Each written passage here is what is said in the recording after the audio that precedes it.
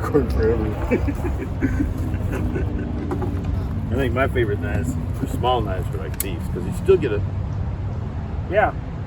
full finger. I love the way Denko makes his handles. Yeah. I think he thinks like I do, because I think he thinks it's important to have a real It grip. is. It's definitely. And then if you want to choke up, and this is just a 3-inch blade. Well, when you have confidence in hand, already you're locked into that grip. It's not like a hammer, or something that is too fat. I do like how the Gerber's rounder all the way around. Yeah, Gerber's nice. But to carry it, you have to have if it's that fat, you can't carry it in pocket. Mm-hmm. You can't get it out of pocket. So to have it skinny enough, comfortable enough for everyday carry, that's a hard one. That be in your pocket, nobody's going to notice. That's a hard one to do. Nobody's going to notice that. It's not going to make any bulge or anything. That's why I've always liked about. A lot of people always want their handles to be the what do you call it, the rounded handles or whatever. I think if you're going to carry something every day, lots of times if you want to be concealing your stuff, I think sometimes it's a little bit better to have a flat side handle. Because they conceal better. But I love the handles. Yeah. That's where he has them on the same ones. They're all the same in a little bit of way, that same profile. It's pretty good. Makes it better user. This one's a good handle too. So even if the lock was to give out, it's not going anywhere. Excellent. That's I always tell people they need to be concerned with safety, because you don't want to get your fingers chopped up. Safety is important, because like when you're using these new steels, these things are razor. They will cut you to the bone real fast. It doesn't take anything to do it. It's a great knife. These aren't cheap though. I think these are a little bit overpriced. I would like to see these be like more between Japan or USA? This one's made in Taichung, Taiwan, which is supposed to be like one of the best knife companies, knife factories in the world. I thought they were all just Japan made. Some of them are. And USA made. I have my Power Lock ones. Those came from Safety Japan. Spyderco. Power Locks. How's it going?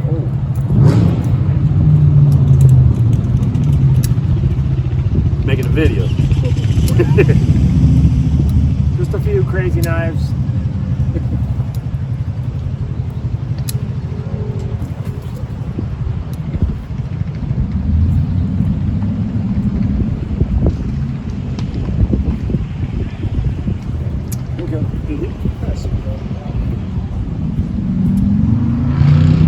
This one's made in the United States.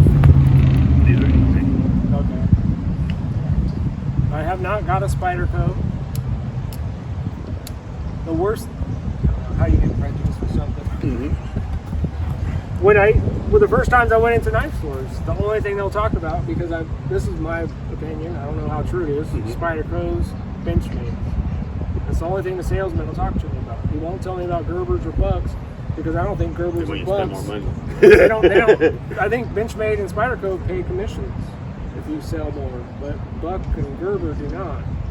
Of course, I like Spyderco better. So anytime I only went into one or two high-end knife stores in the Bay Area, and that's all they would want to show you. I'm like, well, what about that Gerber? And then they're like, they have nothing to say about it or that Buck, but when you pull out a Spyderco or the Bench, they'll sell you that all day, and it's like you don't learn anything. That sounds like going to a Harley Davidson shop. They always want to sell you a new motorcycle, even if you got a beautiful classic Springer. Oh, get rid of that old thing. Hell no. Yeah. The new ones don't look as cool.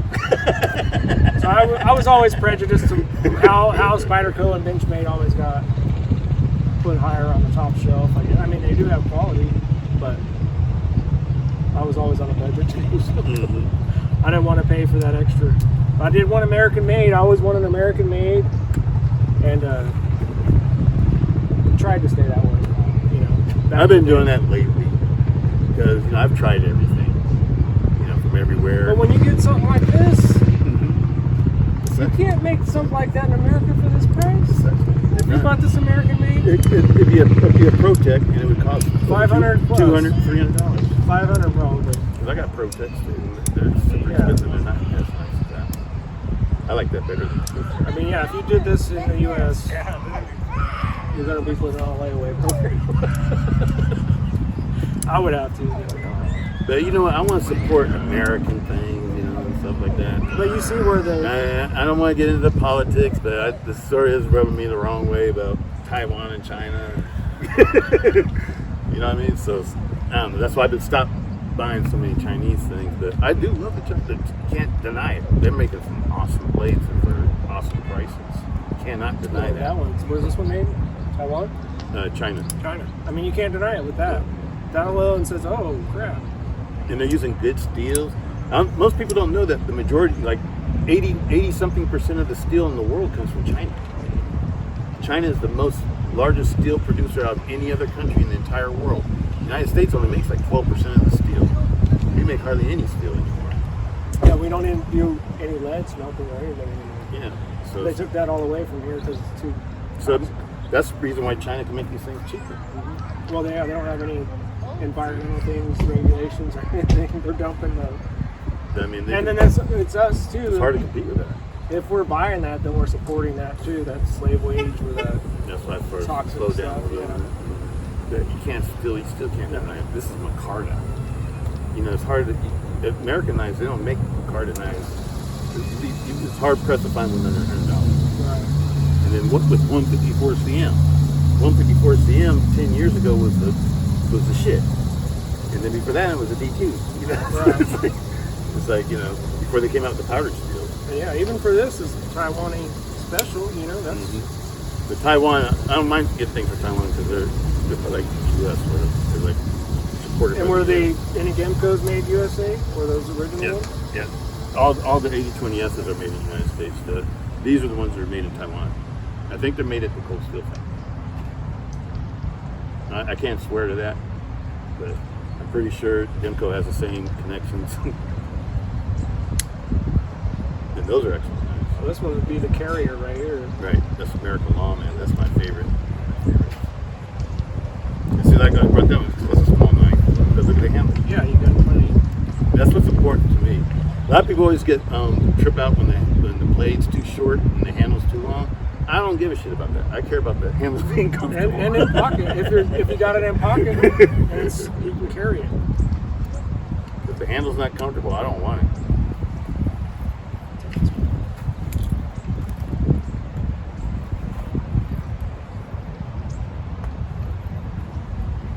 That's not too bad. I mean, this is my smallest pocket that I own too. Most of my other ones are Carpenter Dreams, you know, where your hand is like all the way in there. You go. Like with me, I only use my right side pocket for knives. Yeah. I don't put nothing else in my pocket. That's just like a knife sheet pocket for me. I always put stuff in my other pockets. And American Lawman's Taiwan too. One time I did put stuff in my pocket, I messed up the knife. This is my most carried. This is like my first spider nose. I just modified that one recently with new handle skills. Oh yeah, that feels great. Is that Mike Carter? Yeah. From bladeskills.com. They make some awesome. They're Tennessee. They're all American made. So hopefully Snaggletooth can make something for some of these too, because if they're all liners, I think he could do the same thing. Absolutely love that thing. That's turn me on. I got like 4 of these things. And I'm sure you can buy sheets of Mike Carter now cut out just like wood. Carter's super nice.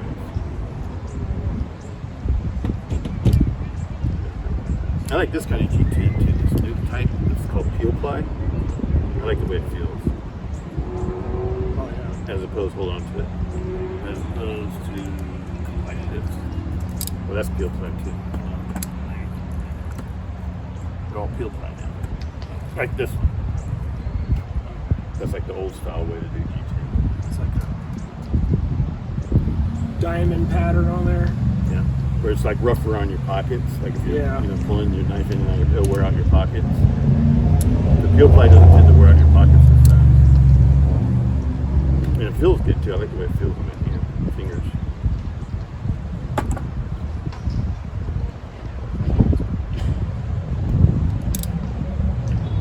Yeah. I was like, why both? And that's one thing I'm not a big fan of. I wish it was just one hole. Just give me the hole. Yeah, I don't like when they have too many opening things on. Yeah. Like you get a flipper has a flipper, a thumb stud, and a hole in it. it's like too, I mean, my mother would say that would be too busy. Yeah. The thumb hole, I think, works better because then if you were ever slicing anything, Right. you don't have. I mean, it works really well on this for that. I think Demco's doing the holes because the Spyderco people like the holes, Yeah. and that's a big part of the market. But just you can make this hole go Like all all the way these, to the back. these are rare because all of them come with the holes. Nowadays they are. Yeah, they always have been. But he made some of these without slots. And all my 8020S ones Yeah. I've collected are the ones without the Yeah, because I was noticing, I'm like, wait, he's got the one. Because you don't need the slot. What do you need the slot for? Or you need the slot without the thumb stud. One or two. And then when you cut stuff, it's cut in there. Oh, okay. That's a downside, yeah. You know what I mean? I don't know. Maybe I'm old fashioned. I mean, I am getting old. You know. So Yeah. Either way, keep the hole or the thumb stud. One of the two. The hole would be great on Yeah, some. like and the this, thumb you stud- just have the hole. That's cool. Yeah. You don't need. Yeah, that's preference. I don't like too many different things going on. But those are excellent knives, though. Excellent little knives. It did take quite a You while. get these for like $110, $125 now. But if you find them at the right website. When I first started using the bearings, so smooth, you're used to pushing a lock out and following it. Mm-hmm. Where this one, it beats you. You're just like, whoa, and you land up on top of the And blade. that You're one's like, smoother holy than a crap. regular bag glider because it's got Your skip. bearings, I yeah. put skip bearings in it. Yeah. And it probably needs cleaned so bad. It doesn't get cleaned enough. But it still feels smooth. But my first things that I was doing was trying to open with a thumb stud. It flies open and my fingers on top. Because I'm trying to follow the blade all the way open. And then I'm like, oh. And then, if I play with anything else. You gotta be careful doing these kind of openings too. Where you grab it and open it like that. If you do it too fast, you get cut. Yeah. Been there, done that. See, like right there, I almost cut myself. See? Finger lands right on top of the blade. Yeah, I'm loving when I could. So you only should revert, do the thing like this, in my opinion, if you want to be safe. Definitely love That one I like the flipper. I like to get it, push the button, get it to start to drop, let go of the button, and then have that slow fall, just like the old tape deck, how they would open. And the slower it would open, the better quality it was. It was like... It's so sad because I have lots of Chinese knives that are beautiful.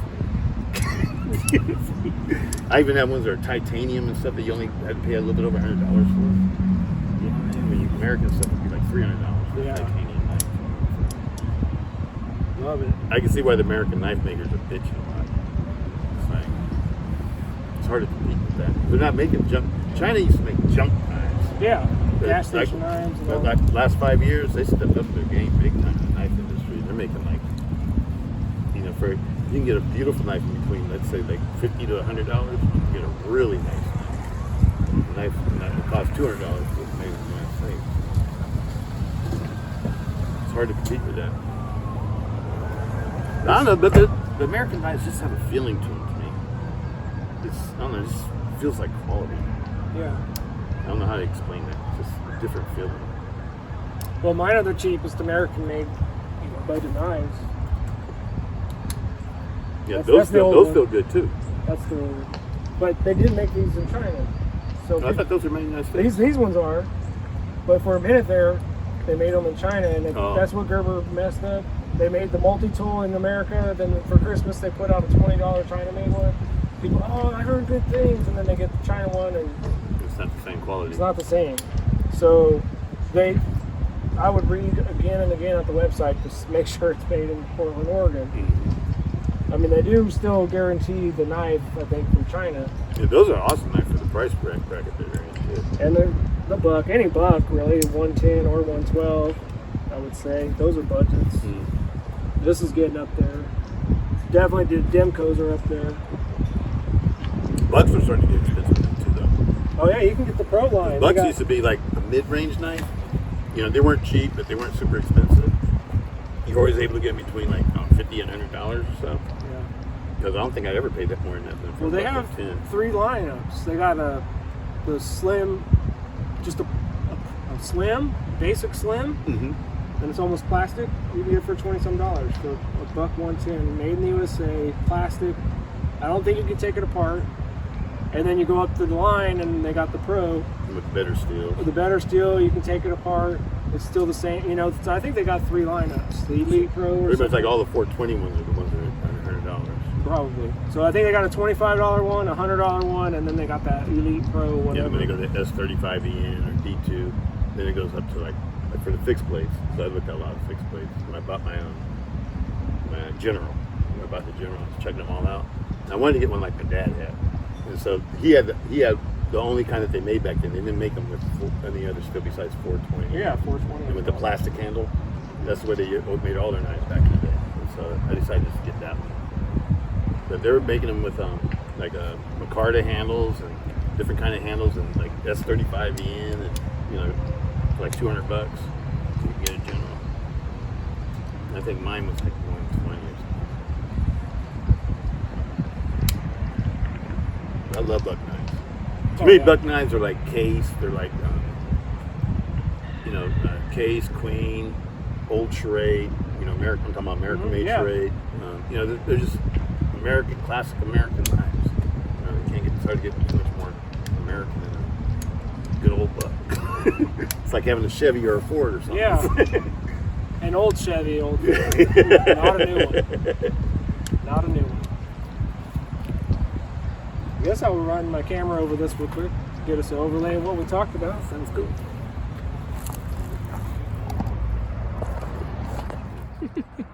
It didn't hurt too bad. It's only my head. All right, here's some of the knives we just talked about. Some of our favorites. Stiletto's favorites. Lucky Bastard's favorites. These are the folders, not the fixed blades. That's a whole nother video. Need a bigger table. Yeah.